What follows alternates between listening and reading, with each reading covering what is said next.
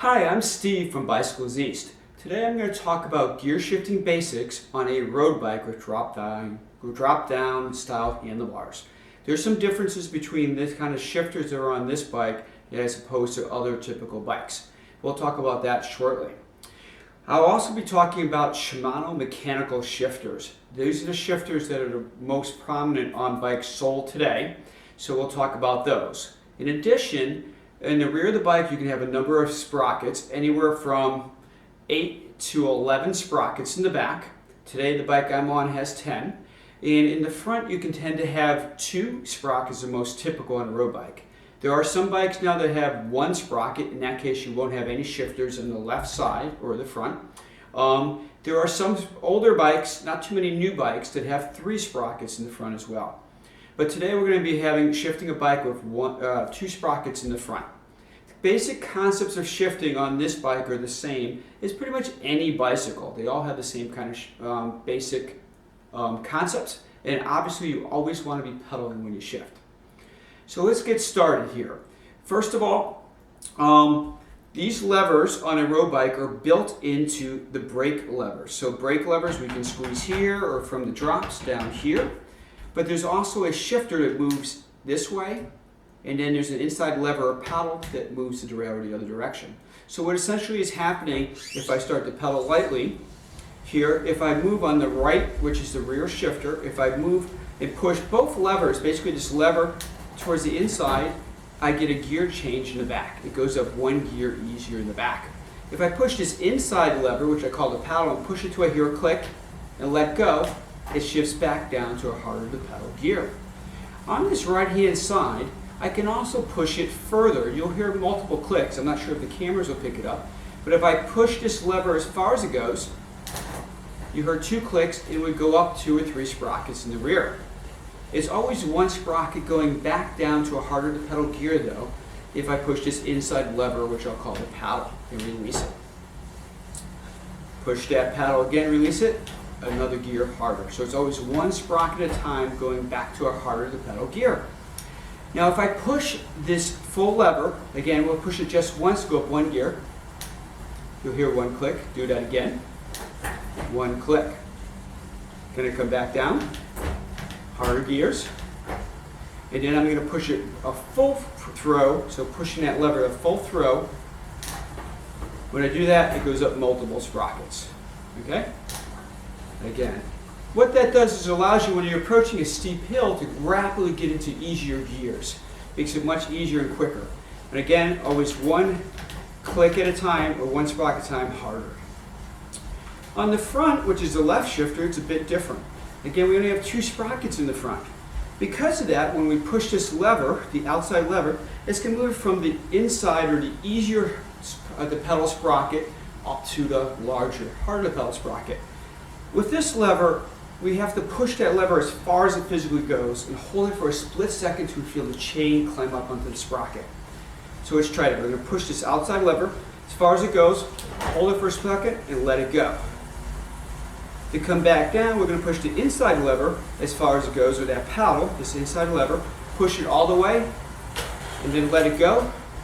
It shifts back down, and the chain drops from the large sprocket to the small sprocket. So we basically have the small sprocket, inside sprocket, the large outside sprocket. We're pushing the chain up onto the large sprocket. The reason that we need to push and hold this outside lever firmly until it stops and let go is because when we're taking the chain, we're pushing against the inside face of that large sprocket. As it's rotating, we need to get that chain to raise up onto the teeth of the sprocket. Built into the inside face of that sprocket, that large sprocket, are these pins and ramps. And what we're literally doing is we're shifting and pushing that chain from the large sprocket to the small sprocket. We're pushing the chain against the inside face of that large sprocket. As it's rotating, those pins and ramps catch the chain, lift the chain up, and then the chain drops onto the sprockets.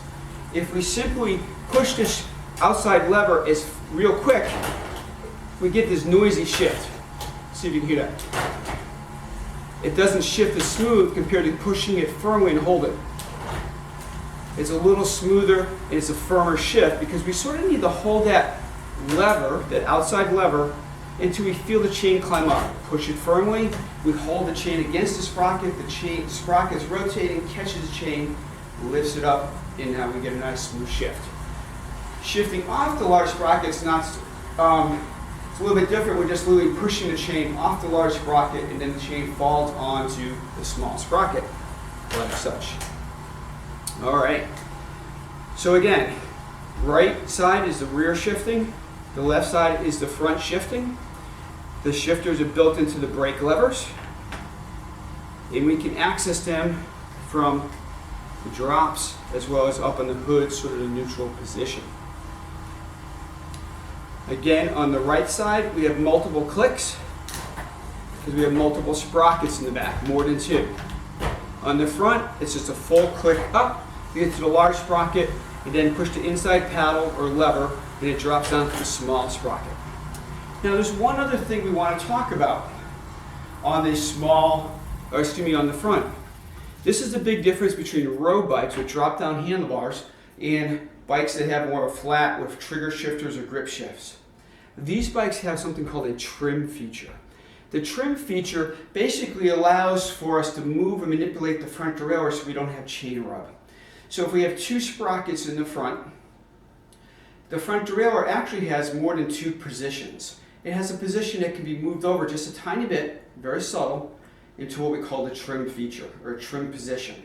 This allows us, so if the chain is at a bit of an angle, that we can minimize the possibility of chain rub. Okay, it's called trim. So if I pedal here, it's a little bit subtle. We'll see if the camera can pick up the noise and shifting. First of all, what I'm going to do is I'm going to shift it up from the small sprocket to the large sprocket. Okay. Now if I push this inside paddle, this paddle here, and push it very slowly, each time before when I was shifting, I was pushing those shifters till they physically stopped and let them go. In this case, I'm going to push it very slowly till I feel a little bit of a click. And what will happen if you were to look down at the front derailleur, that front derailleur is going to move over ever so subtle. So let's see if I hear that click, and the derailleur moved over. If I want to push the derailleur back the other direction, I just push the outside lever again and just push it till I feel a physical stop. That derailleur will move over again. All right. So again, to get that trim, I'm going to push the inside paddle. So I hear a click. Let's see if we can hear it. And the derailleur moved over just a tiny bit. Now if I push that inside paddle a second time, the derailleur is going to shift off of the large sprocket over to the small sprocket. All right. Now, when we're over the small sprocket, the derailleur also has two positions. Again, it has a trim feature. On this bike and on most new road bikes, when we shift from the large sprocket to the small sprocket, it shifts to the first trim position. So in other words, it shifts over to over the small sprocket. But again, we have a second position that if we push that inside lever again, it'll move one more time. So let me try to illustrate that. First thing we're going to do is we'll pedal again. We're going to shift up to the large sprocket. We're going to now shift from the large sprocket to the small sprocket by pushing this inside paddle or lever as far as it goes. We're now onto the small sprocket. And then now what I'm going to do is I'm going to push this inside lever one more time. And when I do that, that front derailleur is going to move over one more time to the trim position. And it just did. It's a very subtle move. The derailleur moves to the left just a little bit. So why do we have this trim feature? Well, it has a lot to do with the chain and what we call chain line. And if the chain is on a steep angle, something we don't tend to want to do, we call cross chaining. So if my arm is the chain, this is the front of the bike or the front sprockets, this is my elbow is the rear sprocket system. We want the chain to maintain a straight chain line when we're shifting. All right, so in general, good shifting on any bike, we want to have a good straight chain line. So what that basically means, we want to avoid the extremes. So again, if my arm is the chain, my elbow is the rear sprocket system, which we call the cassette, or freewheel. And if my hand is the front sprockets or chain rings, if I'm on the, right now, if my arm is straight, we're going to say my hand is on the small inside sprocket. And my elbow is on some of the smaller or larger inside sprockets in the back. If I shift up from the front up to the large sprocket, my elbow stays in place, and now my arm is a bit of an angle. I don't know if you can see it on the camera. That angle puts what we call cross train. We're on a large sprocket in the front and we're on a large sprocket in the rear. Now if I shift in the rear to straighten things out, going to smaller or harder to pedal gears, I get a straighter chain line. But again, if I shift, let's say I go all the way over to the smallest or hardest gear in the back, and then I shift in the, oh, there's a phone. We'll see if somebody answers that phone. Thank you. Okay, so if I'm on the large sprocket in the front, in the smallest sprocket in the rear, the hardest pedal gear, if I shift the front to the small sprocket or chain ring in the front, again I get an angle here, a cross chain, small to small. We want to avoid small to small or large to large. In general, I recommend, if you think of that gear cluster in the back again called the cassette, we got the inside half and the outside half, the smaller sprockets. If we divide that in half, so we have two halves, the inside half, the outside half, we can match it up with the front. If we're on the inside small sprocket, we want to be on the inside half of the cassette in the back. If we're on the large outside sprocket, we want to be on the smaller outside sprockets in the back. It's okay to go past the halfway point, but we don't want to go more than 2 or 3 sprockets past the halfway point in either direction in the back. If we do that, we'll avoid cross-chaining. But sometimes we need to get, or we do cross-chain a little bit for whatever reason, and we might get a little bit of rubbing on that front derailleur. Remember we were talking about the 2 sprockets in the front and the front derailleur having more than 2 positions? Well, if we continue to shift, let's say we're on the large sprocket in the largest gear in the back, and we're starting to go up a hill, and we need to get off this hardest gear. And we start shifting in the rear, and my elbow's going out, so we're shifting towards the largest inside sprockets in the rear. Suddenly we might start having a little bit of chain rub on that front derailleur. So the chain starts to rub on that front derailleur, we can hit the trim and move that over a little bit. We'll see if we can illustrate that on this bike. So I'm going to start pedaling again. I'm going to shift up to the large sprocket in the front, and then I'm going to shift to the hardest gears in the back. I'm going to try to shift pedal a little slower so it doesn't get as noisy on the trainer. But as I go a little, each shift into the back, it gets a little noisier. Okay, so now I'm in the hardest gear in the back. I'm on the large outside sprocket in the front. I'm on the smallest cog in the rear, or smallest sprocket in the rear. All right, this is the hardest to pedal assist gearing. My chain right now is pretty straight in the back. It's actually, if we're looking at my elbow, it's actually angled just slightly this direction. So now what I'm going to do is, if I was starting to go up to a hill, I would start going to easier gears in the back. So I'm going to go to, again, on my right shifter, right rear shifter, I'm going to push this outside lever one time, it goes up to an easier pedal gear. I'm going to push it a second time, easier pedal gear. I'm going to keep going as I'm going up the hill. Keep going. At some point, we might start to hear, we'll see if this bike does it, we'll start to hear a little bit of a rubbing of that chain on the front derailleur. See if that happens. Keep going. I'm now about exactly in the middle in the back. Chain is pretty straight chain line. Now I'm into an easier gear. Keep going. Again. Now the chain is really starting to get on a steeper angle, sort of a cross chain. Let's go one more time.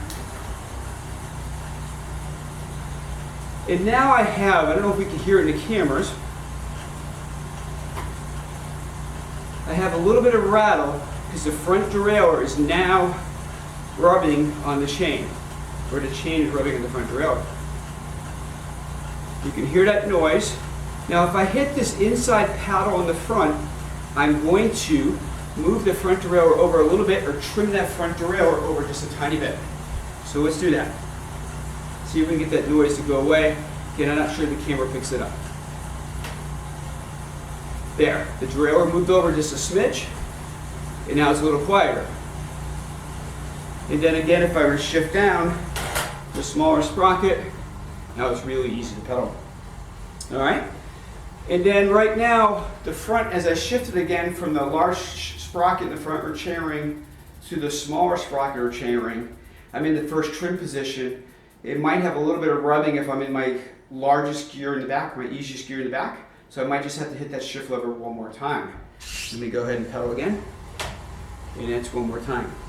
Now, the trim. I mentioned the trim mostly because people will shift, and they're going to shift and they're going to feel two clicks sometimes, or they're going to make a shift and get that click, and the derailleur is not going to shift from the large sprocket to the small sprocket, and they're going to wonder what's going on. So I want to make sure people understand trim exists. But if you avoid that cross chaining, so avoid cross chaining, for the most part you won't really need to use the trim feature. So if you're shifting and you're keeping good chain line, so right now I'm about in the middle and in the rear, I'm on the small sprocket in the front. I go one more time. All right, now if I need to continue to shift to a harder to pedal gear, I'm going to shift from the small sprocket to the large sprocket. This helps keep the chain in a straighter chain line and avoids the need to do any kind of trimming. And then if I continue to go to harder gears, because maybe I'm going downhill, I'm maintaining a nice chain line. As I start to go up the hill, I got to go to easier gears in the back. I keep going to easier gears. Again, as I approach the middle of that cassette, the halfway point, once I cross over the halfway point, what I'll probably do is now shift my front from the large chainring to the small chainring. I'm going to do that. It might be a little too easy to pedal. That's okay. Just go to a couple gears harder in the back. So in other words, go back to a couple smaller sprockets in the rear. So push that inside paddle twice, once, twice, and now it's more comfortable to pedal. All right. So that talks about cross chaining, and we're getting good practice understanding the shifters. Now the last thing I want to talk about is the front derailleur. It doesn't like to be shifted under heavy load. So if we think about what's going on with the front derailleur, this applies to all bikes. If this hand here is my front as we're pedaling, and this is the rear cassette, so chain rings. And as we're pedaling the bicycle, we're pulling the chain from the rear to the front, goes around the sprockets, and returns to the back of the bicycle. As we're pedaling, the chain on the top is under tension because we're pulling the chain from the rear to the front, goes around the sprockets to the rear. The bottom of the chain is the slack side of the chain. The rear derailleur's job not only changes gears in the back, but it also sort of pivots. It pivots forward and back, and that's so it keeps and maintains tension on the chain, on the bottom part of the chain. Now the problem with the front derailleur has is because the front derailleur is on the tension side of the chain. So in other words, if we look at the bike, we'll notice that as the chain comes across, it goes through the front derailleur, goes around the sprockets to the back and to the rear derailleur through the rear derailleur. The front derailleur is on the upper part of the chain, which is the tension side of the chain.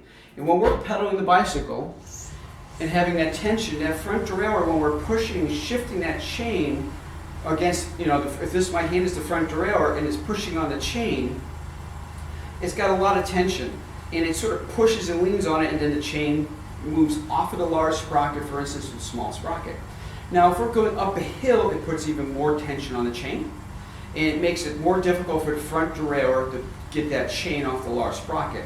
It starts to flex, so as the front derailleur is pushing that chain, it starts to flex a bit until finally it's got enough load and then flings the chain towards the small sprocket. And this is where sometimes people will drop the chain, because what happens is when it's under heavy tension, it's too hard for that derailleur to move it, and the chain will actually, instead of moving off the large sprocket and falling nicely onto the small sprocket, it actually gets flung past it and falls off. So in other words, we don't want to be pedaling up a hill under heavy load and shifting off that large sprocket, such as right now I'm on the large sprocket, to the small sprocket under heavy load, such as going up a hill. So how do we deal with this? Well, first of all, if you're going up a hill and you start to go up a hill, try to shift to that smaller sprocket first in the front. And if it's too easy to pedal, go to harder gears in the back. And this is one time you might start to cross chain just a little bit. You can use the trim. Then as you go up the hill, you continue to go to easier and easier gears, and then you'll be on your way. If you forget, everybody forgets at some point in time, here's a quick tip to minimize the possibility of dropping the chain. So again, we're going to be shifted up onto the large sprocket. We're going up the hill.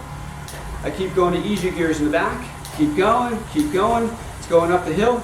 Suddenly it might get a little noisy because I got the chain rub, because remember now, we're in the large sprocket in the front, elbows in the all the way, large sprocket in the rear, so easiest in the back, hardest in the front. I'll be going up the hill and it might be like, wow, this shouldn't be this hard. I look down and realize I'm in the wrong sprocket. What I don't want to simply do is just shift from the large to the small sprocket, because we might drop that chain like I mentioned.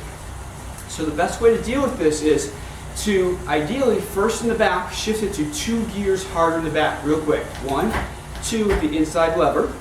That straightens the chain a little bit, and then take a little bit of pressure. Pedal real hard for a second, then take a little bit of pressure off the pedals. Lighten up for just a second, and then make that shift using the inside lever to the small one. Push it as far as it goes, and it drops down. All right, so let me show that again. Push it all the way up.